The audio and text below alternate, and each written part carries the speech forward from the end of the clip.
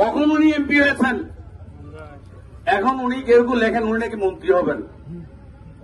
গত কিছুদিন আগে বক্তৃতায় উনি বলেছেন চট্টগ্রামের মানুষের কি রুচিবোধ আছে, এখানকার মানুষ নাকি উপজেলা লেভেলের কাউকে নাকি অতীতে ভোট দিয়ে এমপি নির্বাচন করেন।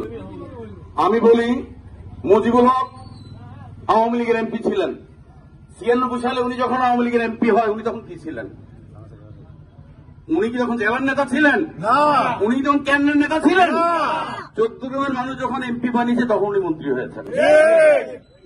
আর আপনি যে 2001 সালে নির্বাচিত হলেন, আপনি যখন 4 দলীয় জোটের প্রার্থী, আপনি তো তখন বহিষ্কৃত নেতা, জামাতের বহিষ্কৃত নেতা ছিলেন আপনি তখন। আপনার কোন পদবি ছিল না।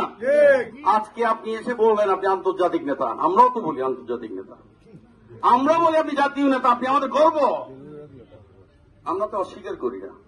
কিন্তু চট্টগ্রামের মানুষের স্বার্থের পরিপন্থী কোন কাজ যদি করে, এই চট্টগ্রামের মানুষ ভোট দেয় না।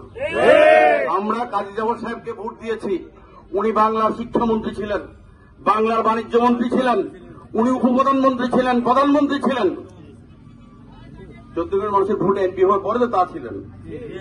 আবার চট্টগ্রামে কি ওনার জামানতও বাজেয়াপ্ত হয় নাই? হয়েছে কিনা? আপনিও অপেক্ষা করেন। আপনি একবার প্রতিশ্রুতি দিয়ে নির্বাচিত হয়ে যেহেতু আমাদের সাথে প্রতারণা করেছেন, চট্টগ্রামের মানুষ ভোট দেবে না সেটা পণ করেছে।